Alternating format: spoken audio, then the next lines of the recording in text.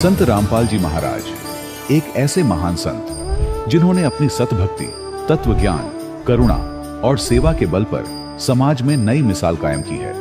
संत रामपाल जी महाराज की अगुवाई में उनके सभी सतलोक आश्रमों से समाज कल्याण के अद्भुत कार्यों ने समाज को सुनहरे भविष्य की एक नई उम्मीद दिखाई है। संत रामपाल जी महाराज से नाम दीक्षा लेने के बाद लाखों लोगों की लाइलाज बीमारियां जैसे कैंसर, एड्स आदि ठीक हुई। संत जी के ज्ञान से प्रेरित होकर उनके अनुयायियों ने लाखों यूनिट रक्तदान किया।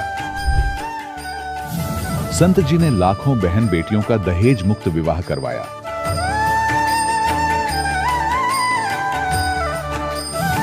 संत जी ने लाखों लोगों का नशा छुड़वाया, करोड़ों उजड़े परिवार बसे। संत जी के आश्रमों में समागम के दौरान निःशुल्क नेत्र चिकित्सा, दंत चिकित्सा प्रदान की जाती है। संत रामपाल जी महाराज द्वारा समय समय पर पर्यावरण संरक्षण के उद्देश्य से बड़े स्तर पर वृक्षारोपण किया जाता है। संत जी ने जरूरतमंदों को तत्काल राहत पहुंचाने के लिए एम्बुलेंस सेवा शुरू की। संत जी अपने अनुयायियों को देहदान के लिए प्रेरित करते हैं, जिससे मानवता की सेवा और चिकित्सा क्षेत्र में सुधार हो सके। संत रामपाल जी महाराज के सभी आश्रमों में हर रोज निःशुल्क भंडारा आयोजित किया जाता है, जहां हर वर्ग, हर जाति और हर धर्म के लोग एक साथ बैठकर भोजन करते हैं।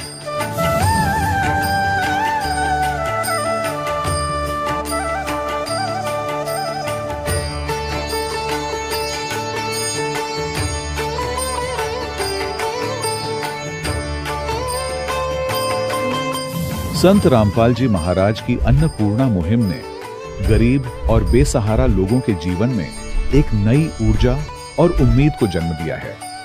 घर घर खाद्य सामग्री और जरूरी मदद पहुंचाकर संत रामपाल जी महाराज ने लोगों को दुख और मजबूरी से लड़ने की ताकत प्रदान की है।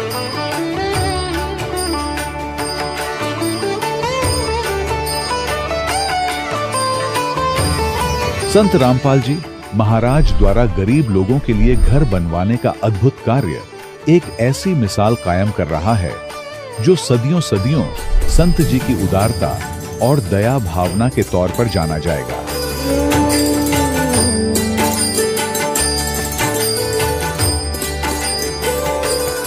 संत रामपाल जी महाराज के आश्रम में हजारों बुजुर्गों को सम्मान और प्यार के साथ जीवन जीने का अवसर मिलता है। उनके खाने, रहने और स्वास्थ्य की पूरी जिम्मेदारी संत रामपाल जी महाराज उठाते हैं। अनाथ बच्चों के लिए संत रामपाल जी महाराज के सभी आश्रम किसी वरदान से कम नहीं। यहाँ उन्हें शिक्षा, संस्कार और भविष्य के लिए बेहतर अवसर प्रदान किए जाते हैं। चाहे बाढ़ हो, भूकंप या महामारी, संत रामपाल जी महाराज और उनके अनुयायी हमेशा ही जरूरतमंदों के लिए सबसे आगे खड़े रहते हैं। कोविड महामारी के दौरान संत रामपाल जी महाराज के आश्रमों से करोड़ों लोगों के लिए भोजन, दवाइयां और जीवन रक्षक सामग्रियां उपलब्ध कराई गई। चाहे गरीब की मदद हो या किसी शोषित और पीड़ित वर्ग के हक और सम्मान की लड़ाई, संत रामपाल जी महाराज ने हमेशा ही उनकी दबी आवाज को सरकारों तक पहुंचाया है और उन्हें उचित न्याय दिलवाने में अहम भूमिका अदा की है।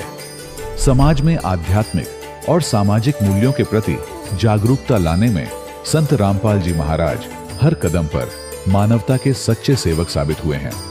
संत रामपाल जी महाराज का जीवन हमें सिखाता है कि सच्ची सेवा वही है जो निस्वार्थ भाव से की जाए। आइए हम भी इस महान सेवा के कार्य में इस महान संत से जुड़ें और संत रामपाल जी महाराज से नाम दीक्षा लेकर अपने जीवन को धन्य बनाएं।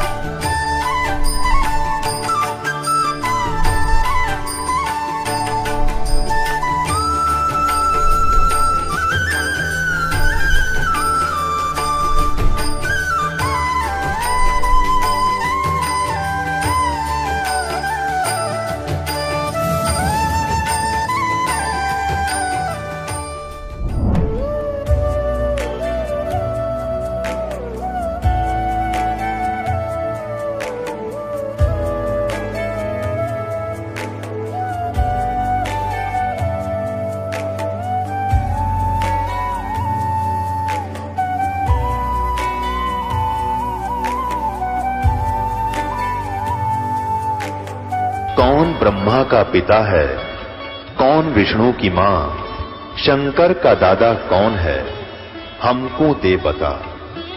ये जानने के लिए कृपया सुनिए। जगत गुरु तत्वदर्शी संत रामपाल जी महाराज के अमृत वचन सर्व पवित्र धर्मों के पवित्र शास्त्रों के आधार पर। सत्साहिब दर्शकों, जरा सोचिए, जब मनुष्य अपने जीवन में पूरी श्रद्धा और समर्पण के साथ अपने धर्म में प्रचलित सभी प्रकार की भक्ति करता हो, कृष्ण, राम, शिव, गणेश आदि देवताओं की पूजा करे, मंदिरों के चक्कर लगाए, व्रत रखे, मंत्र जपे, लेकिन फिर भी उसके जीवन में समस्याएं कम होने के बजाय और बढ़ती ही चली जाए, तो उसका विश्वास डगमगाना स्वाभाविक हो जाता है। दर्शकों, कुछ ऐसी ही कहानी थी पंजाब के रहने वाली दमयंती जी की। दमयंती जी ने बचपन से ही अपने धर्म में प्रचलित पारंपरिक भक्ति में अपना पूरा जीवन समर्पित कर दिया, लेकिन इसके बावजूद भी इन्हें न तो शारीरिक सुख प्राप्त हुआ और न ही मानसिक शांति की प्राप्ति हुई। लेकिन दर्शकों, आज दमयंती जी का कहना है कि जब से इन्होंने संत रामपाल जी महाराज से नाम दीक्षा ली है और संत रामपाल जी महाराज द्वारा शास्त्रानुसार दी गई भक्ति साधना को अपनाया है, तब से मेरा जीवन पूरी तरह से बदल गया है। दर्शकों, आखिर संत रामपाल जी महाराज ने दमयंती जी को ऐसी कौन सी जड़ी बूटी दे दी जिससे इनके जीवन के सारे दुख और परेशानियां छूमंत्र हो गई? आखिर क्यों दमयंती जी संत रामपाल जी महाराज को पूर्ण संत बता रही हैं? आखिर इसके पीछे की सच्चाई क्या है? आइए सुनते हैं दमयंती जी की कहानी उन्हीं की जुबानी। बहन जी नमस्कार। नमस्कार सर जी। क्या नाम है जी आपका? दमयंती है मेरा नाम। कहाँ से आए हैं आप? मैं डेराबस्सी डिस्ट्रिक्ट मोहाली पंजाब से आई हूँ। संत रामपाल जी महाराज से कब जुड़े? मैं 24 अगस्त 2014 को परमात्मा की शरण में गई रामपाल जी महाराज की। इससे पहले आप क्या भक्ति साधनाएं करते थे? उससे पहले सर जी हम पितर पूजा करते थे और देवी देवताओं की पूजा करते थे। मेरे भगत जी हैं अब तो जो, वो शिव जी की बहुत पूजा करते थे। क्या लाभ मिला आपको उन साधनाओं के करने से?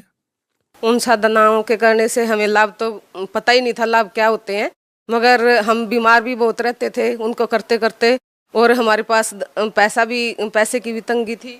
संत रामपाल जी महाराज की शरण में आप कैसे आए? भगत जी एक प्राइवेट जॉब करते हैं फैक्ट्री में, तो उनकी फैक्ट्री में एक भगत जी आते हैं। वो उन भगत जी ने बताया मेरे हस्बैंड को कि आप सतलोक आश्रम चलो और वहाँ पे परमात्मा का अवतार आए हुए हैं संत रामपाल जी महाराज, वहाँ पे जाने से आपके दुख भी दूर हो जाएंगे और जो आपके मिसिज को दुख है, और वहाँ पे जाने से आपको लाभ मिलेगा। बहन जी देखिए, हमने कई लोगों से सुना है कि संत रामपाल जी महाराज से नाम दीक्षा लेने से पहले कोई फीस वगैरह दी जाती है, ऐसा कोई प्रावधान है? क्या ये बात सही है कि संत रामपाल जी महाराज से नाम दीक्षा लेने के लिए कोई फीस वगैरह दी जाती है? नहीं सर जी, वहाँ पे कोई फीस नहीं ली जाती, वहाँ पे बिल्कुल निःशुल्क सारी सेवाएं हैं। बहन जी, संत रामपाल जी महाराज से नाम दीक्षा लेने के बाद आपको क्या लाभ मिले? वहाँ पे जाने के बाद, संत जी रामपाल जी महाराज की शरण में जाने के बाद मेरे को बहुत बड़ा लाभ मिला, क्योंकि मुझे बहुत बड़ी बीमारी थी। पहले मुझे ऐसी बीमारी थी, मैं बहुत डॉक्टरों के पास घूम लिए थे हम। अम्बाड़ा में एक डॉक्टर है, डॉक्टर रवि गर्ग, वो बहुत महंगे इलाज करते हैं, और उनके पास मैंने 2-2.5 साल इलाज करवाया तो मुझे कोई लाभ नहीं हुआ। परमात्मा की शरण में जाने के बाद हमें वहाँ से आराम मिला उस मेरी बीमारी में।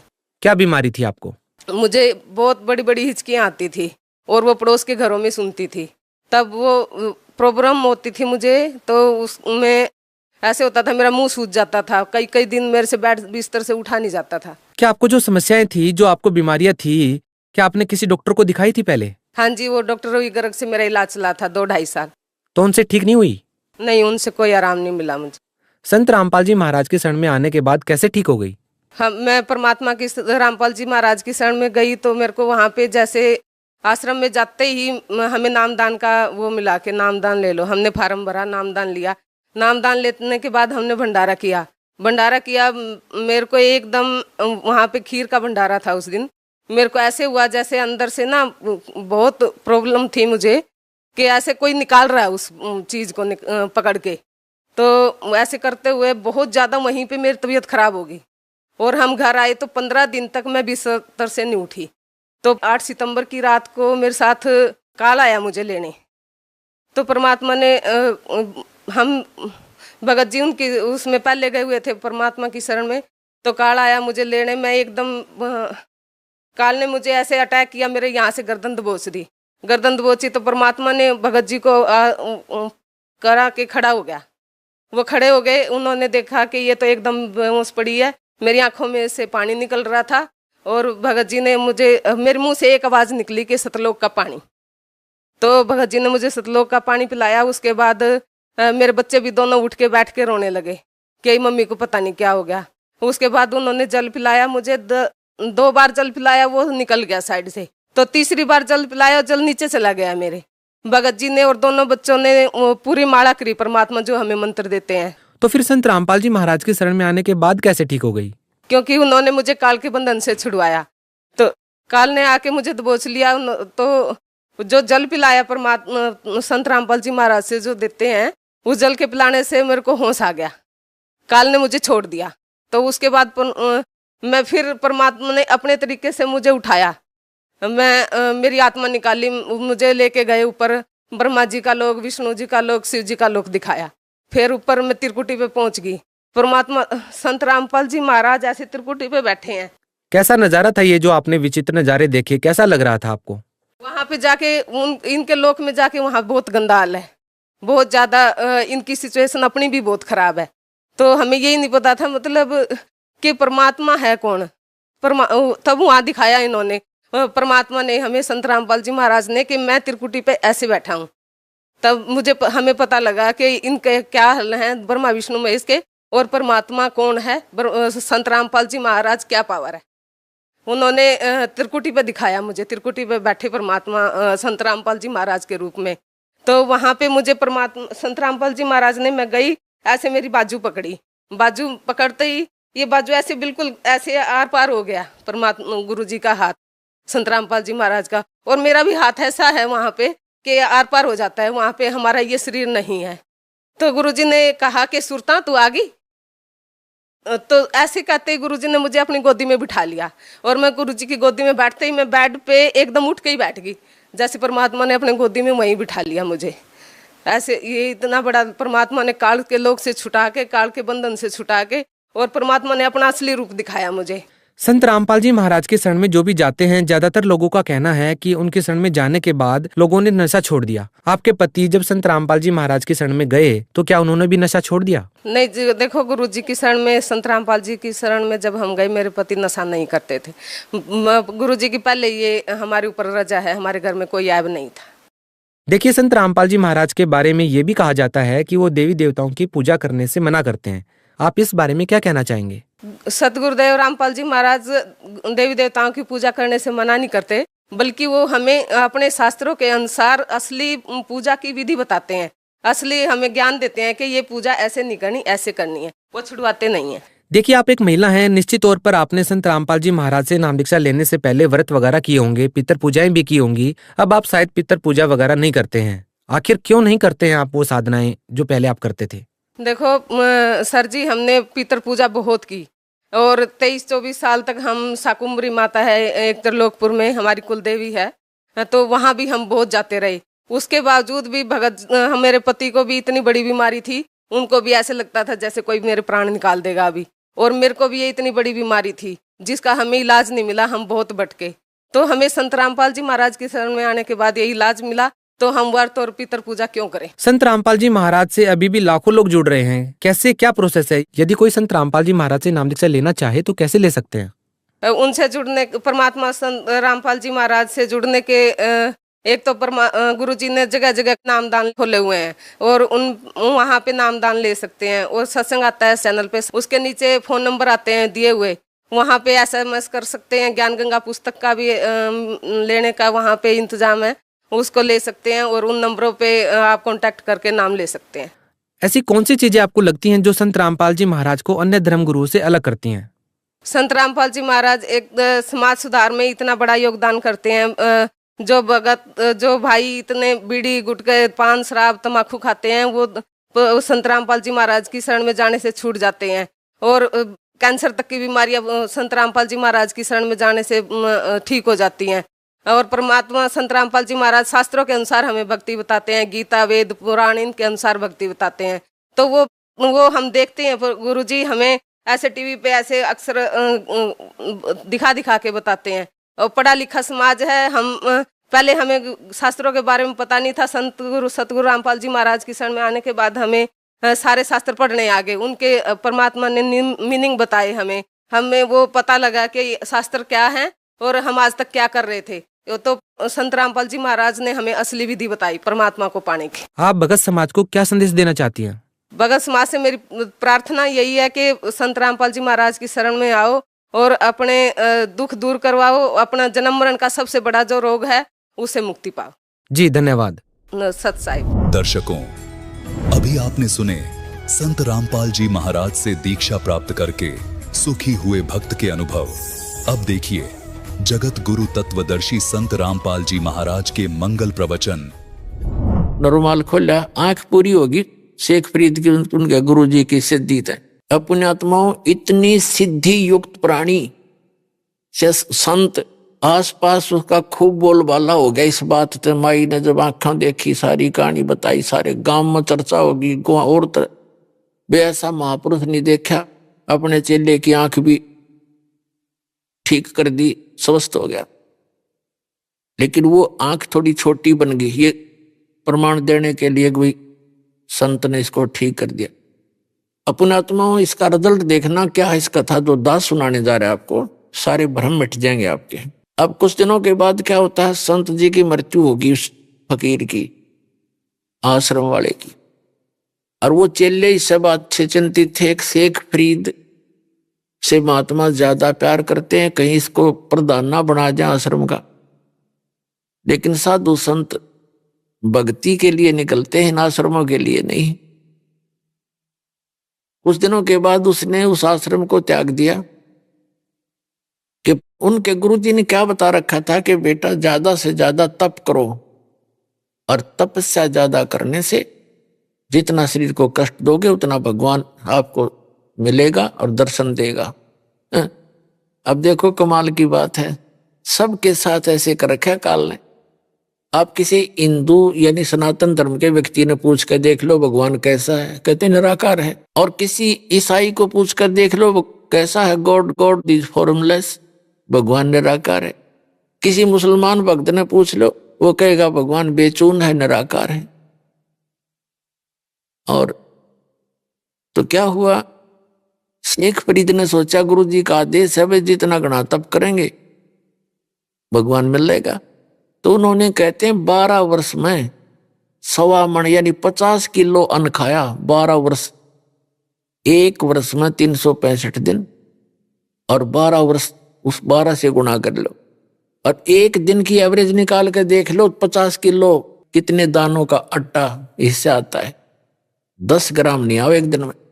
इतना आहार किया उसने कुल 12 वर्ष में, और तपस्या करी। शरीर कति सूख का कांटा हो गया, अस्थि पिंजर शेष रह गया। और कुएं में लटका करते थे, और कष्ट देने के लिए ऊपर पैर बांध लेते थे। वृक्ष के टहनी का नीचे कुआं था, उस वृक्ष के रस्सा बांध कर नीचे चले जाते थे, क्योंकि बाहर कौवे आंख निकाल लेते हैं। और बाहर आते थे, थोड़ा बहुत आहार करते थे, फिर लटक जाते थे। एक दिन वो आकर लेट गया, ज्यादा थके हुए थे ऐसे, और कौव्या ने सोचा आदमी मर गया। आकर बैठ गया, उसके सारे शरीर पर घूमे फिरे, उसमें कितना मांस दिखा नहीं। अस्थि पिंजर कति शेष खाल में लिपटा हुआ। माथे भागा बैठ गए कि आंख खाएंगे ये, इनमें कुछ है मांस थोड़ा सा। तब शेख फरीद ने कहा कि भाई कौव्यो, मेरी आंख ना खाइयो, मेरे शरीर पर कहीं मांस हो तुम वैसे खा लो, मेरी आंख छोड़ दो, मुझे परमात्मा के दर्शन करने हैं। आंख खराब कर दोगे तो मैं भगवान के दर्शन नहीं कर पाऊंगा। तो जब बोला तो कौवे उठ गए कि तो जीव है, जीवित है व्यक्ति।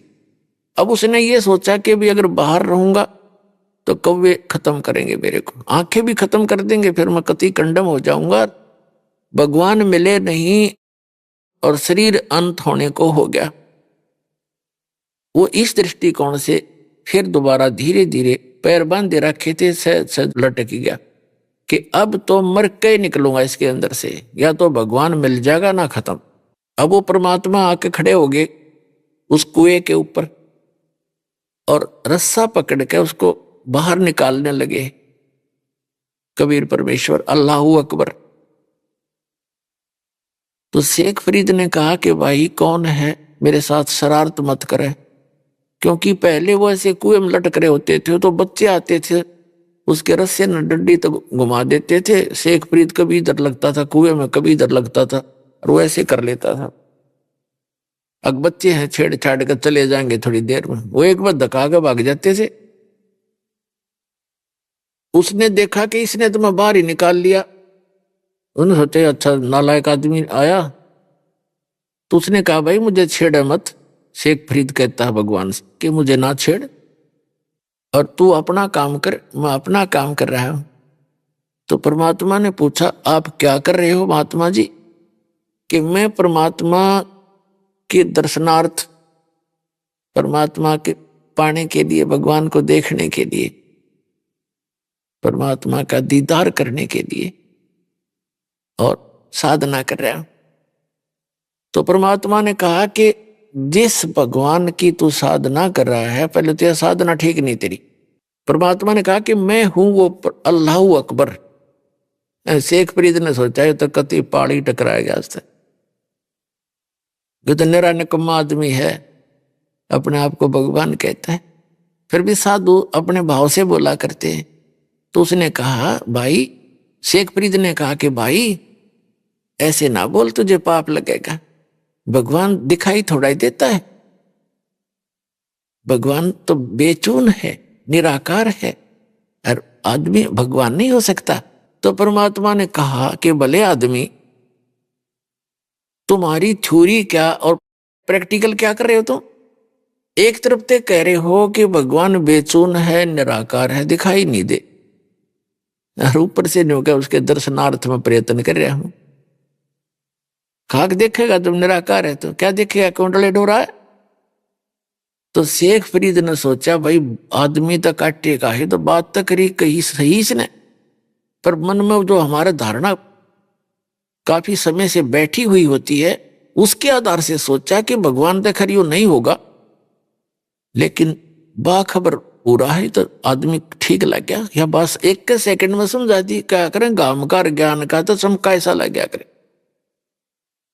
एक का चोट से धारी आदि मिलन दाचा, उसकी एकदम बुद्धि घूमेगी, करे सचमुच एक तरफ तो हम निरा बेचून बताओ और फिर उसके दीदार के लिए प्रयत्न कर रहा, दर्शनार्थ भगवान ने देखूंगा, भगवान पाऊंगा, निराकार का पाओगा क्यों? तो फिर उसके यह बात समझ में आ गई। नो के नो पैर पकड़ दिए और लटके ने बोला महाराज मैंने रास्ता बता दे, मैं तो परमात्मा के लिए अगर छोड़ कहा था, आज तक मैंने तो शरीर का विनाश कर लिया पर मालिक आसपास नहीं मेरे। तब उसने बताया परमात्मा ने कि भाई इस तरह तो लाख वर्ष कर ले तो भी तरह भगवान निकट नहीं आ सकता। वह विधि मैं बताऊंगा, मेरे पास है, बच्चा साधना करनी पड़ेगी जब उसकी प्राप्ति होगी। तब उसने धीरे धीरे कहने लगे थोड़ा बहुत आहार भी करना चाहिए, इस शरीर के साथ इसी दुश्मनी मत करो, बड़ी मुश्किल से मिलता है यो। इसमें कहते प्रथम अंदर संयम राखा, योग युक्त सब सतगुरु बाखै। गीता अध्याय नंबर 6 के श्लोक नंबर 16 में कहा कि अर्जुन ये योग ना तो ज्यादा खाने वाले का, ना बिल्कुल ना खाने वाले का, ना ज्यादा सोने वाले का, ना कति घना जागने वाले का कभी सफल नहीं हो सकता। प्रथम अंदर संयम राखै, योग युक्त सब सतगुरु बाखै, यानी पहले खाने पीने पर संयम करे। इतना भी नहीं खाओ दड़ी पक्का खा लो फिर अंगड़ाई टूटे, जा भक्ति कैसे करेगा? और बिल्कुल भी ना खाओ फिर भक्ति बने को ना पेट इकट्ठा हो जाए।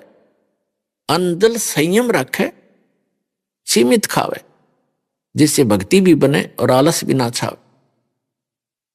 तो शेख फरीद का फिर मोक्ष हुआ जब कबीर परमात्मा उसको मिल गए। देखो पुणात्माओं, दर्शन करना भगवान का कोई और बात है, परमात्मा के लोक में स्थायी स्थान पाने से हमें मोक्ष होगा, तब हमारा छुटकारा होगा, उसकी विधि है। जैसे भगवान शिव के साथ पार्वती माता उनकी पत्नी सदा साथ रहा करती, रोज दर्शन कराया करती, और उसका मोक्ष ना, उसको मंत्र मिला। अमरनाथ जो बना हुआ स्थान, वहां पार्वती जी को मंत्र दिया गया था। ये जो पहला आपको 5 नाम दिए जाते हैं, ये 5 नाम का दिया था। उस मंत्र से उसकी इतना मोक्ष हो गया जितना उस मंत्र से होना था। इतना अमरत्व प्राप्त हो गया उसको सच्चे दिल से भक्ति, सच्ची साधना करने से। लेकिन शिव जी के दर्शन से मोक्ष नहीं हुआ उसका।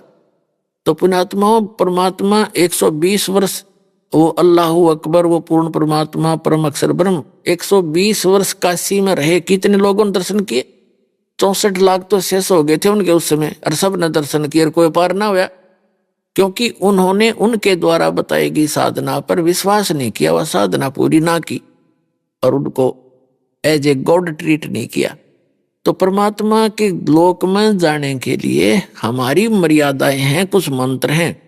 उन मंत्रों की शक्ति से इस शरीर के अंदर जो हमारे सूक्ष्म शरीर है बॉडी के अंदर, इस स्थूल शरीर से प्रयत्न करके साधना करके हम उसको चार्ज करना हमने।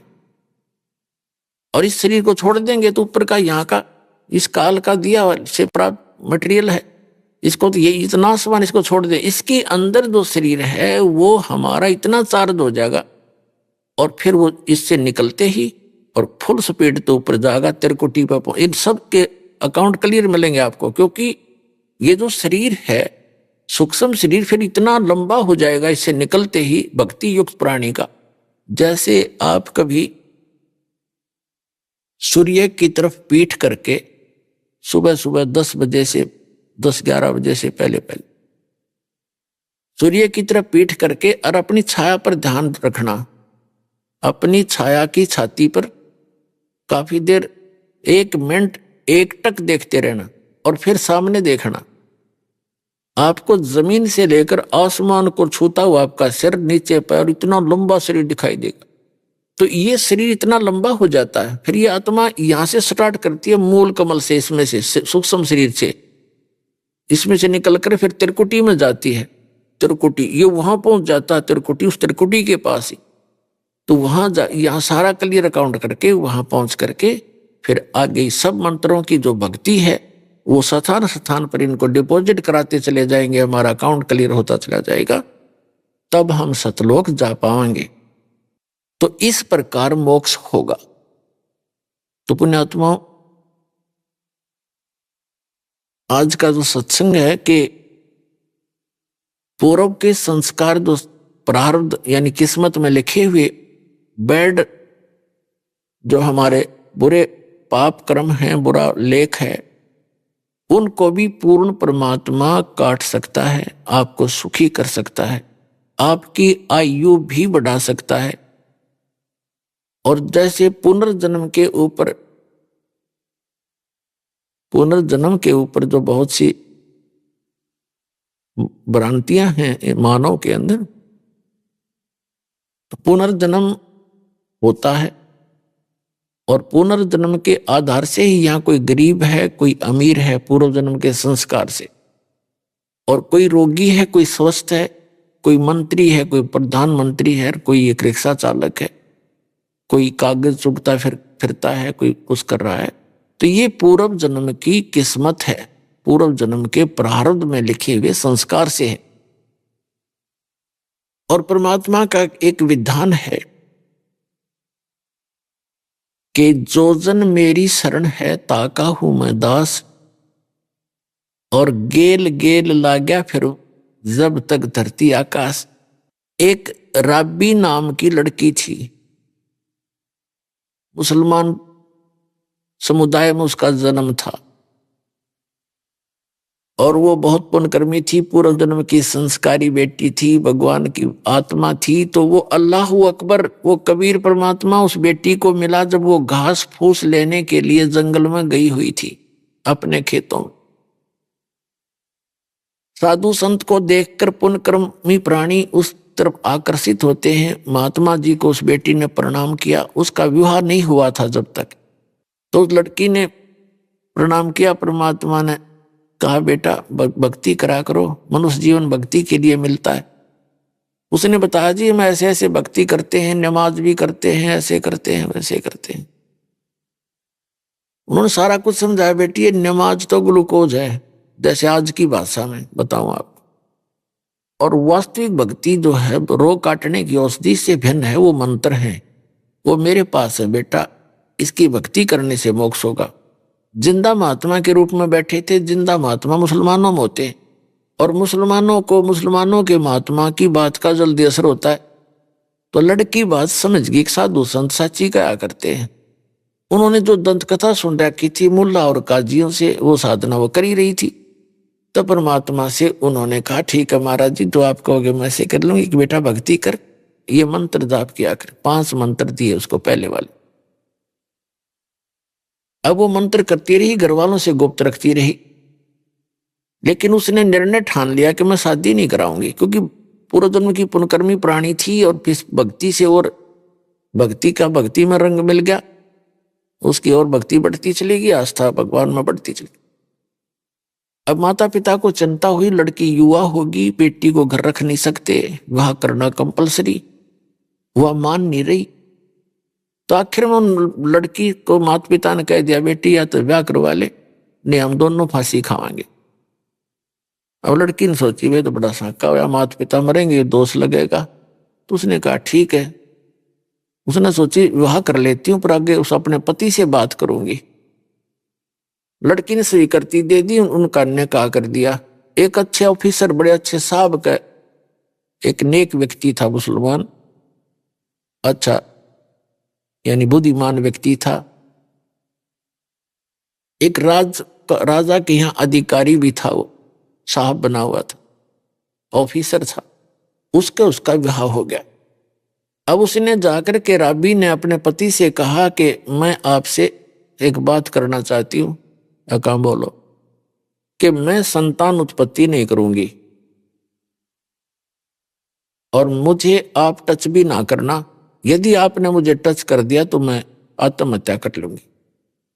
वो भगवान से डरने वाला व्यक्ति था। उसने कहा कि एक बात बता राबी, कोई बात नहीं, मैं ऐसे जुल्म नहीं करूंगा तेरे ऊपर, मैं कोई जोर जबरदस्ती तेरे साथ नहीं करूंगा, मैं अल्लाह से डरने वाला व्यक्ति हूं। लेकिन एक बात बता, आपने निकाह कबूल क्यों किया था? मना कर देती। कोई दबाव था तेरे पे? अकना कोई दबाव नहीं था। मेरे पर दबाव ये था कि मैंने कोशिश बहुत की थी, मेरे माता पिता ने मेरी एक नहीं सुनी और उन्होंने समाज के डर से आत्महत्या करने की ठान ली। तो मैंने यही सोचा था कि हो सकता है कोई अल्लाह से डरने वाला भक्त होगा तो मेरा जीवन रह जाएगा, नहीं मैं आत्महत्या कर लूंगी। मैं इसलिए विवाह किया है, मेरे माता पिता समाज के डर से मुझे घर नहीं रख सकते थे। तो समझ गया सारी कथा 1-2 मिनट में। फिर उसने कहा कि देख राबिया, बात सुन ले, मेरा भी समाज है, मेरा भी कुल है, ठीक है, मैं तुझे टच नहीं करूंगा, मेरी बहन की तरह रहेगी, लेकिन समाज की दृष्टि में रहना पड़ेगा मेरी पत्नी के रूप में। आपने तेरा अलग मकान बना दूंगा और तू अपना भक्ति करना, मैं अपना और विवाह कर लूंगा। मुसलमानों में कई विवाह हो जाते हैं। उसने ऐसा ही किया और वो लड़की अपना 100 शुक्र मनाया अल्लाह का। अब उस लड़की ने क्या किया, जो परमात्मा से प्राप्त भक्ति वह तो छोड़ दी, क्योंकि वो तो एक दिन मिल ले, और वह समाज का हर रोज देखते हैं कि सब एक ही जैसी साधना कर रहे हैं, तो वह छोड़ दी, वह उन्हीं वाली करने लगी। 2-4 वर्ष साधना की उसने। फिर शादी होने के बाद वहां के सामाजिक लोग जैसा भी कर रहे थे वो ही करने लगी। नमाज करे 5 वक्त, अपना जैसे भी। जब वो होगी 50 वर्ष के आसपास तो ये हज करने जाते हैं मक्का में। तो उसने अपने पति से कहा कि मैं हज करने जाना चाहती हूं। उसने देखा कि 50 साल की उम्र होगी, आज तक ये कभी मैंने बाहर की औरतों के साथ बैठी भी नहीं देखी और सीधी आत्मा की। उसने कहा कि आप जा सकते हो, मुझे तो समय नहीं है, ना मैं भी तेरे साथ चलता। वो कहने लगी मैं चली जाऊंगी। तो उसने कहा कि आपके साथ कोई सवारी का प्रबंध कर देता हूँ, ऊंट वगैरह आपके लिए व्यवस्था कर देता हूँ, नौकर साथ चला जाएगा। वो कहने लगी नहीं, मैं पैदल जाऊंगी। भावना थी कि पैदल जाऊंगी और ज्यादा लाभ मिलेगा, और भी बहुत सी बहनें जा रही हैं, मैं साथ चली जाऊंगी। एक अच्छा, वो चली गई। जब मक्का से 50-60 किलोमीटर मील 60 मील जब रहेगी तो चलते चलते कोई आगे जा रही थी, कोई पीछे रह जाती थी, कोई थक जाते थे, यात्री बैठ जाते थे। तो दोपहर का समय था, राबिया मरुस्थल से गुजर रही थी। वहां एक कुआं था और उस कुएं के पास ही कोई झाड़ी के एक स्थान था, उसमें कुतिया ने बच्चे दे रखे थे, उसके छोटे छोटे बच्चे थे। और वो प्यास से इतनी व्याकुल थी कि यदि उसको जल ना मिलता तो शायद ही चंद घंटों की मेहमान थी, मर जाती। अब वो देखा उसने, कुत्ती राबिया की तरफ भागी आई, उसके चरणों में लेटे, फिर कुएं में जाकर झांके और फिर भागी आवे। वो समझ गई कि यह प्यासी है। वहां जाकर देखा राबिया ने कि वहां कोई ना कोई बाल्टी है ना कोई रस्सी है, पानी अवश्य है कुएं के अंदर। अपनी आत्माओं, ऐसी प्यारी आत्माओं, ऐसी समर्पित आत्माओं को रास्ता ना मिलने से कैसे दुखी होते हैं, सही मार्ग ना मिलने से। उस लड़की ने आव देखा ना ताव देखा, लंबे लंबे सिर के बाल थे, वो बाल पाड़ने शुरू किए फटाफट। आधे से ज्यादा सिर के बाल सारे पाड़ दिए, लहूलुहान होगी, और उससे रस्सी बांटी लंबी। अपने कपड़े उतारे, मोटे मोटे कपड़े होते थे पहले खद्दर के, और कुएं में फांसे हुए बालों की रस्सी से बांधकर उसको बाहर निकाला। एक मटका पड़ा था, खड्डा सा था, मटका टूटा हुआ, उसके ठेकरे में, उस टुकड़े में कपड़े निचोड़े, फिर निकाले, फिर निचोड़े। और एक कुतिया खूब छिका दी, और फिर अपने पूछ पाछ के सरने, और फिर कपड़े पहनकर और चलने की सोची थी। उसी समय वो मक्का उठ गए, वो मक्का मकान पूरा मंदिर, और कुएं के साथ में आकर लग गया, जैसे प्लेटफार्म पर रेलगाड़ी लग गया करे। उसने, राबिया ने देखा। अब राबिया ने देखा कि मक्का आ गया। मक्के के लिए एकदम दौड़ के गई इसमें, और सजदा करवा, सजदा करने लगी, इतने वहां से मक्का उठा। उसी समय एक इब्राहिम सुल्तान अधम नाम का एक राजा था। वो आत्मा कबीर परमात्मा की प्यारी थी, परमात्मा के ज्ञान को समझ चुका था, मुसलमान था, और वो राज त्याग कर सन्यासी हो गया था। वो वहां गया हुआ था मक्का में, क्योंकि संत वहां जाते हैं जहां श्रद्धालु इकट्ठे होते हैं। और वो इब्राहिम सुल्तान उनको समझा रहा था, ये मक्का नहीं एक मकान है भाई, इसमें अल्लाह नहीं है, उसकी पूजा की विधि भी आपको पता नहीं है, मैं बताऊंगा। वो ऐसा चर्चा चल रही थी। इतने में देखा सबने कि मक्का कहाँ गया, मक्का कहाँ गया, अरे मक्का कहाँ गया। तो इब्राहिम सुल्तान अधम कहते हैं कि मक्का नहीं मकाम, और गया रांड के लैंड कोनों का अधम सुल्तान। तो अपने आत्मा सोचने की बातें हैं कि उस महापुरुष ने इतनी, जिसके लिए मक्का उठ के चला गया, उस औरत को, उस बहन को सुल्तान अधम ने कहा कि एक नालायक बहन को लेने गया, एक नालायक स्त्री को। अब वो तो नालायक कह रहा है, और वहां मक्का उठकर उसके लिए गया, राबी के लिए। तो पूरे मुसलमान धर्म में वो एक बहुत ही आदरणीय बहन होगी कि भक्ति ईमान लाओ तो ऐसा लाओ। अब वो क्यों कह रहा था? वो इसलिए कह रहा था कि इसने वह सही भक्ति दी छोड़, फिर डले ढूंढ लाएगी, और उस भक्ति से इसके अंदर ये सिद्धि शक्ति मालिक की दी हुई उस भक्ति से है, इसके लिए परमात्मा कर रहा है। अब इसकी बुद्धि खुल है नहीं। अपने आत्माओं, जैसे शेख फरीद के गुरुजी थे, उनमें कितनी सिद्धि थी, आंख भी ठीक कर दी, लेकिन मोक्ष नहीं था। तो इस आंख ने के फूका 10 दिन पीछे फिर जल जाती है। तो जो मोक्ष नहीं हुआ, तो इन सिद्धियां ने भी के चाटा। परमात्मा कहते हमारे शब्द के अंदर हम जो मंत्र देते हैं, शब्द महल में सिद्धि 24, हंस बिछोड़े विश्व बीसा। कहते हैं हमारे शब्द में, इस नाम से आप में 24 सिद्धि आ जाएंगी, लेकिन इसको प्रयोग करने लगे तो यहीं के यहीं रह जाओगे। आपकी टायर पंचर हो जाएगा, आपकी गाड़ी में, दुनिया में प्रभुता अवश्य हो जाएगी, इसको छूना भी नहीं तुम। और उसने टायर पंचर कर दिया 4 साल की भक्ति में। वो सिद्धि तो थी उसकी, मालिक साथ था अपनी बेटी के। जब जिसने इतनी कुर्बानी कर दी, इतनी भावना नहीं, उसकी आस्था टूट जाती, तो वहां मक्का उठा के धर दिया मालिक ने, ले बेटी तो ये मक्का मार ले माथा, ये धर दिया उठा के तेरे लिए। अब उधर से वहां तो वाह वाह होगी, भाई भक्ति हो तो साधना, ईमान लावे तो राबिया जैसा लावे, भक्ति करे तो ऐसा करे। देखो अब उनका ये भ्रम हो गया कि सादिया भी राबिया भी वही भक्ति करे जो हम करते, इससे अगर हम सही करेंगे तो हमें भी ऐसे फल मिलेगा। लेकिन उनको जड़ का पता नहीं था, वो साधना कौन सी कर चुकी थी और फिर तो वह गुमराह हो चुकी थी। उस बैटरी पीछे की चार्ज से उसको मालिक साथ दे रहा था। जो जन मेरी शरण है ताका हूं मैं दास, और गेल गेल लग गया फिर जब लग धरती आकाश।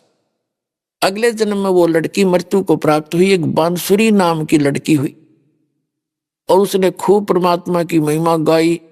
फिर कहते हैं वैसा बनी फिर वह अगले तीसरे जन्म में। अब वो भक्ति पूर्व जन्म की जो 4 साल भक्ति की थी उसने सत्य मालिक के चरणों में, जो मालिक ने भक्ति बताई थी उसको, अल्लाहू अकबर ने, उसके कारण उसको 3 जन्म और मिल गए।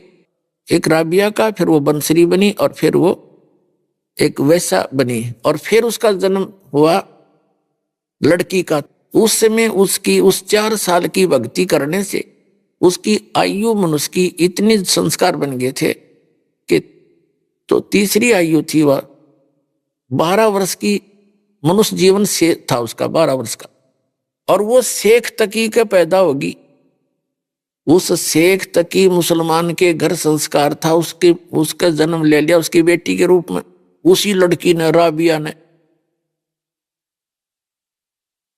अपने आत्माओं, ये मुसलमान भाई भ्रमित हैं क्योंकि कुरान शरीफ का ज्ञान इनकम्प्लीट है, जिस कारण से उसमें कंप्लीट ज्ञान ना होने से ये कहते हैं जन्म मरण नहीं होता। ये वास्तविक कहानी है। अब वो लड़की जो परमात्मा से सत्साधना की, 4 साल के बाद भक्ति भी छोड़ दी, फिर कितनी सैक्रिफाइस भी की, भगवान ने कैसे चमत्कार भी किए, लेकिन फिर वह आगे जन्म मरण के चक्कर में थी और शेख तकी के घर जन्म हो गया। अब उस शेख तकी के घर जब जन्म हुआ उस लड़की का 12 वर्ष की आयु होकर उसकी मृत्यु होगी, खत्म हुई, उसको कब्र में दबा दिया गया। उधर से सिकंदर लोधी ने कहा कि हे परमात्मा, हे महाराज, आप मेरे साथ दिल्ली चलो, कबीर साहब से कहा, और वहां के लोगों को उपदेश देना। दाता उनमें तो सारा दिन ऐसी खींचातानी बड़ी हुई है हिंदू और मुसलमानों में, आपके विचार सुनेंगे, वो आपका यानी एक हो जाएंगे, उसमें कुछ परिवर्तन ना होगा। परमात्मा ने सोची चाल भाई। अब शेख तकी तो मरोड़ी खा ही रहा था, उससे राजा से नाराज था क्योंकि उसकी तब पोस्ट खत्म होने को जा रही थी, उसका पद खत्म होने जा रहा था। कबीर साहब के अंदर आस्था राजा की होगी क्योंकि वो तो प्रत्यक्ष भगवान आए हुए थे और उसके इतने दुख दूर कर दिए जिसका लाग गए सोतन जाने। अब वो क्या चलते चलते वापस आ रहे थे, परमात्मा को, कबीर जी को राजा ने अपने हाथी वाली अंबारी में बैठाया, अपने निजी कक्ष में। इससे और ज्यादा चढ़ गया वो शेख तकी कि मेरी तो वैल्यू खत्म होगी राजा की नजरों में। उन्होंने दरिया के किनारे पड़ाव लाया रात न रुकने के लिए, क्योंकि पानी का आसरा देख करके रुका करते थे। सैनिक भी वहां खाना भी बनाते थे, नहाते धोते, घोड़े खच्चरों को भी पानी पिला लेते थे। वहां टेंट लगा दिए अलग अलग, शेख तकी का अलग टेंट, राजा का अलग। कबीर परमात्मा राजा ने अपने पास रखे थे अपने टेंट में। तो सिकंदर लोधी सुबह सुबह उठा और शेख तकी के चरणों में सलाम वालेकुम करने गया। उसको तो मुंह फेर लिया, बात नहीं करी, सीधे मुंह। तो कारण पूछा राजा ने, गुरुदेव क्या बात होगी?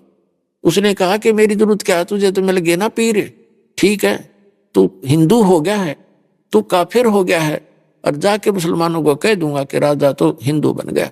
हिंदू एक गुरु को गुरु बना दिया। उस समय तो बहुत बुरी आग लग जाती है। सिकंदर डर गया, ये बड़ा बात बिगड़ी भाई थे। तो उसने, सिकंदर ने पूछा कि बात क्या है, बात बताओ। उसने कहा कि तू कहता नहीं मुर्दे जिंदे कर देता है, मेरे सामने मुर्दे जिंदे करा, जब जानूंगा इसको।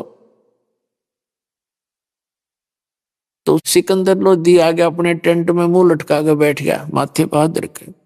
अंतर्यामी परमात्मा ने कहा कि क्या बात है राजन, कैसे मायूस हो गए, कोई राजकाज की कोई बुरी खबर सुन ली क्या? सिकंदर लोधी ने कहा कि भगवान हे अल्लाह, आपके रहते तो क्या दुख हो सकता है, पर ये मेरा गुरु है ना धार्मिक, ये मेरा सिर दर्द है। अब यूं नाराज हो गया, न्यू का है कि मुझे अब मेरे सामने मुर्दा करके दिखा, जब मैं मानू इसमें कोई शक्ति है। तो इसको भगवान समझ रहा है। हमारे अल्लाह के नबी ने, हमारे अल्लाह के रसूल ने, नबी मोहम्मद ने गाय मार के जीवित की थी वचन से, और यूं मेरे सामने जीवित करके दिखा दो, अगर ये पैगंबर भी है तो। तब परमात्मा ने कहा कि जाकर उसको कह दो राजन कि कोई मुर्दा ले आवे, कोशिश कर लेता हूं। अब राजा को तो पता था मेरी आंखें आगे कर रखा है, इस आंखों के सामने क्या नहीं कर देंगे। तो कहा कि पीर जी कोई मुर्दा ले आओ। कबीर परमात्मा कबीर जी कह रहे हैं कि ला कर देता हूं उसको जिंदा, फिर तो मान लेना।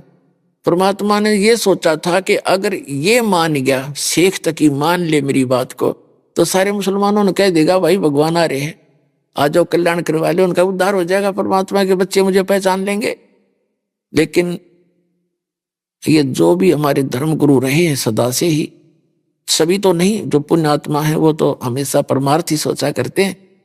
अधिकतर इनकी वैरायटी सी रही है, ये मानने को ना चाहे खुदा आ जाए इनके सामने, उससे भी विवाद करेंगे। आप नहीं मानेंगे, जनता बेसिक मान जाओ, इतनी कर्महीनता आ जाती है इनके अंदर। तो उसने कहा कि मैं शेख तकी कहने लगा कहां से लाऊं मुर्दा, में आएगा जो बताऊंगा, वक्त आने दे। अब सिकंदर लोधी ने सोचा भाई जैस दिल्ली पहुंचने से पहले पहले जो कोई मुर्दा आ जाए जिंदा हो जाए तो मेरी राज बचेगा, ना तो जाते काम बिगाड़ेगा, सब ने बका देगा। सारे इसकी बात मानते हैं मुसलमान धर्मगुरु की, और मेरा राज गया। तो परमात्मा ने यह भी समस्या हल करनी थी, क्योंकि परमात्मा अपने भगत की टेंशन देख नहीं सकते। अब वहां काशी बनारस से चलने से पहले परमात्मा कबीर जी ने कहा था कि मैं तेरे साथ जब चलूंगा राजा, जब तू मेरे से दीक्षा ले लेगा। तो सिकंदर लोधी ने कहते हैं अपने सामने देख रहा भगवान, तुरंत दीक्षा ले ली। और परमात्मा ने कहा कि मांस नहीं खाएगा, तेरे राज्य में मांस नहीं होना, कटना चाहिए, कोई जीव हिंसा नहीं होनी चाहिए। तो सिकंदर लोधी ने कहा भगवान मैं राज्य में मुनादी जरूर करा दूंगा कि जीव हिंसा ना करना, लेकिन मेरी मानने का कोई नहीं, क्योंकि ये मुसलमान जो मांस खाते हैं और ये मैं शायद नहीं कर पाऊंगा, मैं नहीं खाऊंगा, मैं प्रतिज्ञा करता हूं। तब परमात्मा उसके साथ आए थे, चल ठीक है तू ना खाना, और एक बार अवश्य सबको अनाउंसमेंट जरूर करवा देना, पाप लगेगा, मांस नहीं खाना चाहिए। उसने हाँ भर ली। तब परमात्मा आए थे। तो उधर से क्या हुआ कि एक लड़का 12-13 साल की वर्ष की आयु का मृत्यु को प्राप्त हो गया। तो कुछ कबीले ऐसे होते हैं जो ना तो दफनाते हैं, जमीन में नहीं गाड़ते, कब्र नहीं बनाते और नहीं जलाते हैं, वो क्या करते हैं जल प्रवाह कर देते हैं उसको, वो उनका अंतिम संस्कार है। एक कोई घास फूस का पूला सा बना के उसके ऊपर आदर से रख देते हैं और उसको जल प्रवाह कर देते। ऐसे अंतिम संस्कार किया हुआ एक 12-13 वर्ष की आयु का लड़के का शव आ रहा था उसी दरिया से। तब सैनिकों ने देखा जी मुर्दा आ गया, मुर्दा आ गया। तो सिकंदर लोधी का जान में जान आई, को आ गया तो मेरे पीछा छुटेगा, रिब कर देंगे काम, यू मान जाएगा फिर शेख तकी। तो इतने में सब इकट्ठे हो गए, शेख तकी भी आगे, कबीर साहब को बुला लिया। तो कबीर साहब ने कहा शेख तकी पहले तय कर, कहीं फिर पीछे तो नंबर बनावा तो मैं भी कर दूं। तो शेख तकी सभी ने कहा जी ठीक है करो आप। वो लोग अपने पंतर मंत्र उजारिया, इतने काफी देर डाउन स्ट्रीम में पहुंच गया, मुर्दा बहता हुआ। तब शेख तकी कहता है ये तो न्यू चावे था कि मैं करता रहूं, इतनी चला जाए, मुर्दे जीदे होते हैं क्या, वो तो कयामत के समय होंगे, कयामत आएगी तब सब जिंदे करे जाओगे। परमात्मा ने कहा कि ठीक है शेख तकी डट जा। कबीर साहब ने ऐसे संकेत किया उसको, जैसे मुर्दा जा रहा था पानी में बहता हुआ, तो उसको ऐसे किया था, वो उल्टा चल पड़ा मुर्दा, जैसे इंजन वाली नौका चलती है अपोजिट अप स्ट्रीम में। अभी आपने सुने संत रामपाल जी महाराज के मंगल प्रवचन। आइए अब सुनते हैं संत रामपाल जी महाराज से नाम दीक्षा लेकर सतभक्ति करके अद्भुत लाभ प्राप्त करने वाले अनुयायी के विचार। दर्शकों, यदि कोई व्यक्ति अपनी परंपरागत भक्ति को ही सर्वश्रेष्ठ मानता हो, लेकिन वास्तव में वो शास्त्र विधि को त्याग कर मनमाना आचरण कर रहा हो, और उसे ये पता चल जाए कि आज तक उसने जो भक्ति साधना की वो व्यर्थ थी, तो उस व्यक्ति पर क्या बीतेगी। दर्शकों, ऐसी ही कहानी थी उत्तर प्रदेश के रहने वाले अजीत जी की। अजीत जी पहले हिंदू धर्म में प्रचलित सभी भक्ति साधनाओं को किया करते थे, लेकिन फिर भी ना ही इन्हें शारीरिक सुख मिला और ना ही मानसिक शांति। दर्शकों, जब इतनी भक्ति साधना करने के बाद भी कोई लाभ नहीं मिला तो अजीत जी ने निरंकारी पंथ को अपनाया। लेकिन दर्शकों, अफसोस, वहां से भी इन्हें निराशा ही हाथ लगी। लेकिन आज अजीत जी का कहना है कि जब से मैंने संत रामपाल जी महाराज की शरण ग्रहण की है, तब से मेरी जिंदगी पूर्ण रूप से बदल गई है। आज मैं शास्त्र अनुकूल भक्ति साधना कर रहा हूं। दर्शकों, आइए जानते हैं आखिर क्यों अजीत जी ने निरंकारी पंथ को छोड़कर संत रामपाल जी महाराज द्वारा बताई गई भक्ति साधना को अपनाया। सुनते हैं अजीत जी की कहानी, उन्हीं की जुबानी। नमस्कार सर। सत सर। सर, क्या नाम है आपका? अजीत दास। अजीत जी, आप कहाँ से हैं? मैं जौनपुर उत्तर प्रदेश से हूँ भगत जी। अजीत जी, संत रामपाल जी महाराज से नाम दीक्षा आपने कब ली? मैं 6 अक्टूबर 2019 को संत रामपाल जी महाराज की श्री चरणों में आया। अजीत जी, संत रामपाल जी महाराज से नाम दीक्षा लेने से पहले क्या आप कोई भक्ति साधना भी करते थे? सर जी, मैं निरंकारी मिशन से था। सन 2000 से लेके 2019 तक मैं निरंकारी मिशन में जो है सत्संग वगैरह में जाता था, वहाँ से नाम दीक्षा भी लिया था। सर, आपने बताया कि आप निरंकारी पंथ में लगभग 19 साल तक रहे, तो फिर संत रामपाल जी महाराज की शरण में आने का क्या कारण बना? सर, संत रामपाल जी महाराज की शरण में आने का दास को ऐसे कारण बना, दास जो है भूत प्रेतों से बहुत दुखी था और आर्थिक रूप से भी दुखी था। तो मैं सोचा कि ओके, उसके बाद मेरी जो पत्नी है, पत्नी के ऊपर भी भूत आते थे और दास जब घर में सोता था वहाँ पे भूत प्रेत जो है मुझे आके दबाते थे। जैसे रात को 12-1 बजे 3 बजे कभी भी दबा देते थे, अकेला सोता था। मैंने बहुत लोगों के पास गया जो देवी देवताओं की भक्ति करते हैं, उनके पास गया कि मेरे साथ ऐसा ऐसा हो रहा है। तो उन्होंने बोले कि भाई आपके घर में बहुत सारे भूत हैं, उनकी वजह से प्रॉब्लम हो रही है। तो वो देखते थे, देखने के बाद जो है वो बोलते चलो आपको ठीक हो जाएगा। लेकिन 1 महीना 1.5 महीना ठीक रहता था, फिर वैसी प्रॉब्लम चालू हो जाती थी। यहाँ तक कि जो निरंकारी मिशन के जो लोग हैं, जो बुजुर्ग उसमें महाराज लोग हैं, उनसे मैंने बात किया कि जो है हमारे साथ ऐसा हो रहा है, मतलब भूत प्रेत हमें बहुत परेशान कर रहे हैं। तो बोलते हैं कि भाई भूत प्रेत होता ही नहीं। और तो दास के मन में यही है कि अब इनको हम कैसे बताएं कि भूत प्रेत होता है कि नहीं होता, ये मेरे साथ घट रही है, ये रियल हो रहा है। दास को इतना पता था कि मनुष्य जीवन जो है मोक्ष के लिए मिलता है, लेकिन जो है हम कहें कि जब हमारे जो निरंकारी मिशन में रहते हुए भी अगर हमें भूत परेशान कर रहे हैं तो हमें ये मोक्ष क्या खाक देगा। आज हमें डाउट हुआ कि हमें मोक्ष यहाँ से नहीं मिलेगा। और क्योंकि हम निरंकारी मिशन में जाते थे तो हमने सोचा कि ये मतलब सच्ची साधना है, इसके वजह से हम उसमें जो है मन लगा के भक्ति करते थे।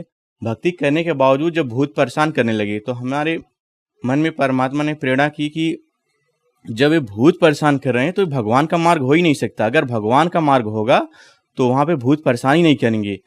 तो दास ने ऐसे चारपाई पे बैठा था, फिर मतलब दुखी मन से परमात्मा को याद किया कि हे परमात्मा, आप कहाँ पे हो, अगर इस धरती पर हो तो कहाँ पे हो। 10 मिनट बाद जो है परमात्मा ने दास के अंदर प्रेरणा की कि बेटा चलो YouTube पे जो है भविष्यवाणी खोज। मैंने भविष्यवाणी को सर्च मारा, मैंने YouTube तुरंत निकाला और YouTube पे मैंने भविष्यवाणी को सर्च मारा। मैंने भविष्यवाणी को सर्च मारने के बाद उस भविष्यवाणियों में राजेश भटनागर जी बता रहे हैं कि नास्ट्रेडमस ने भविष्यवाणी की थी, फ्लोरेंस ने भविष्यवाणी की थी। कई ऐसी भविष्यवक्ता है जो संत रामपाल जी महाराज के ऊपर भविष्यवाणी किए हैं कि वो ऐसा महान संत आएगा जो ऐसे आध्यात्मिक ज्ञान वो खोलेगा, उस ज्ञान से पूरी दुनिया नतमस्तक होगी। और जितने अपने को ज्ञानी कहलाएंगे, जितने भी बड़े बड़े धर्म गुरु हैं, वो सब जो है शर्म से झुक जाएंगे उस ज्ञान के आगे। तो वो जगत का तारणहार होगा। तो दास को बहुत खुशी हुई। फिर लास्ट में जब परमात्मा संत रामपाल जी महाराज का नाम बताते हैं कि वो संत कोई और नहीं, वो संत रामपाल जी महाराज हैं, तो मैंने अपने ऐसे माथे पे हाथ मारा कि आज तक वो संत रामपाल जी महाराज भारत देश में हैं और उनका नाम तक मैं नहीं जानता। तो मैंने जैसे ही संत रामपाल जी महाराज का मैंने यूट्यूब पे नाम डाला, हम कहे अगर आप सच्चे गुरु हो, इस धरती पे आप ही जगत के तारणहार हो, तो मैं आपके सत्संगों से पकड़ लूंगा कि आप जो है सच्चे गुरु हैं। तो दास ने जो है वेद से कंपेयर किया, वेद से गुरु जी का ज्ञान कंपेयर किया, कुरान से किया, बाइबल से किया, फिर गुरु ग्रंथ साहब से किया, गीता से किया। जब सारे ज्ञान को मैंने कंपेयर किया, उसके बाद मालिक का ज्ञान मैंने सुना। सुनने के बाद मेरी आत्मा यही बोली कि आप ही वो संत हो, जगत के तारणहार हो। दुनिया कुछ भी कहे, लेकिन आप ही वो सच्चे गुरु हो, और आप ही हो जिससे सबका मोक्ष होगा। फिर उसके बाद मैंने संत रामपाल जी महाराज की श्री चरण कमलों में आके नाम दीक्षा लिया। अजीत जी, संत रामपाल जी महाराज की शरण में आने के बाद क्या आपको कोई लाभ भी मिले? जी हाँ भगत जी, दास को बहुत सारे लाभ हुए परमात्मा की दया से। पहला लाभ तो हुआ, जो मैं भूत प्रेत बाधा से परेशान था, हमारे घर में जो भूत आते थे, तो वो परमात्मा ने दया की है, आज भूत प्रेत नहीं आते, सब भाग गए। उसके बाद जो है दूसरा लाभ हुआ दास को, हमारे पिताजी को राइट साइड किडनी में 9.3 mm की स्टोन था। तो उस स्टोन को हम बाबा रामदेव जी की दवा है, जौनपुर से हम करते थे, एक डॉक्टर थे BMS के, वहाँ से हम करते थे। तो उनकी जो है मतलब लगभग 6 महीने तक हमने दवा खिलाने के बाद अल्ट्रासाउंड करवाने के बाद जो है पथरी जो है निकली नहीं, वैसी की वैसी थी। तब उसके बाद जो है तब पिताजी जो है निरंकारी में थे, तो फिर उसके बाद पिताजी को मैंने बोला कि स्वयं परमात्मा आए हैं, सदगुरु श्री रामपाल जी महाराज के रूप में इस धरती पे, आप उनकी शरण में आओ, नाम दीक्षा लो और परमात्मा दया करेंगे। तो पिताजी ने 1 महीने बाद भी मालिक की श्री चरणों में आए, और आने के बाद जो है 2 महीने भक्ति करने के बाद संत रामपाल जी महाराज ने ऐसी दया की कि उनकी पथरी गायब हो गई, आज वो हेल्दी हैं। तीसरा हमें लाभ है सर जी कि हमारी माता जो कि कैंसर था, और उस कैंसर वजह से उनका लगभग 2 साल पहले से था, हम लोग मालिक शरण में नहीं आए तो उसके पहले से कैंसर था, उनकी पूरी बॉडी काली हो गई थी। मैं संत रामपाल जी महाराज के आश्रम में फ़ोन किया कि भगत जी, दास की जो माता है, ऐसे ऐसे प्रॉब्लम है, उनको कैंसर है, और इस कैंसर वजह से बॉडी समय पूरी काली हो गई है, और दास मालिक के चरणों में प्रार्थना लगाना चाहता है। तो वो प्रार्थना हुई, आज उनकी दया से आज हमारी माता जी सही हैं। मेरी भैंस थी, 6 दिन तक जो है न तो खाई न तो पानी पी थी, उसका मुंह पूरा तरह से बंद था। और उसके बाद जो है वो जो डॉक्टर थे भैंस के, उस डॉक्टरों ने बोला कि हमारे बस की बात नहीं है, और इस भैंस को सिर्फ परमात्मा ही बचा सकते हैं, भगवान ही बचा सकते हैं, और आपकी नसीब के ऊपर बचा सकता है। तो और सब बहुत सारे लोग, हमारे गांव के लोग भी आए कि सब लोग देखे, तो लास्ट में सब ने यही कहा कि हाँ, इसको जो है सिर्फ परमात्मा ही बचा सकते हैं, भगवान ही बचा सकते हैं। तो दास भी बोला कि हाँ, इसको अब सिर्फ परमात्मा ही बचा सकते हैं, और परमात्मा संत रामपाल जी ही बचा सकते हैं इसको। तो दास ने संत रामपाल जी महाराज के श्री चरण कमलों में अरदास किया, तो परमात्मा की दया हुई। और फिर उसके बाद जो है 2 घंटे बाद जो है वही भैंस जिसने 6 दिन तक मुंह नहीं खोला था, नहीं खाया थी, उसी ने आधी बाल्टी पानी पी और आधा जो भगोना होता है उसमें खाया, और आज जो है स्वस्थ है वो भैंस। वो आज हमारे घर पे भी पड़ी है। मालिक ने तो बड़े जो है चमत्कार करते ही रहते हैं भगत जी। सर, संत रामपाल जी महाराज से नाम दीक्षा कैसे ली जा सकती है?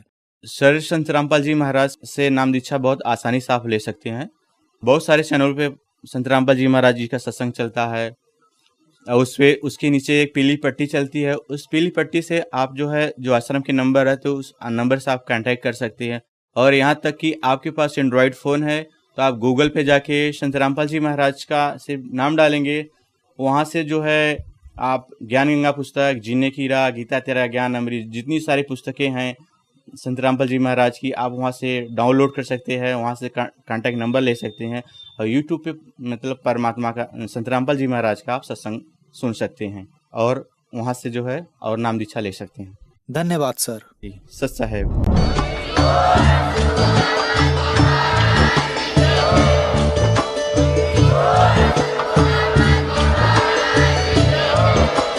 आप सुन रहे थे जगत गुरु तत्वदर्शी संत रामपाल जी महाराज जी के मंगल प्रवचन। अधिक जानकारी के लिए विजिट कीजिए हमारी वेबसाइट www.jagatgururampalji.org।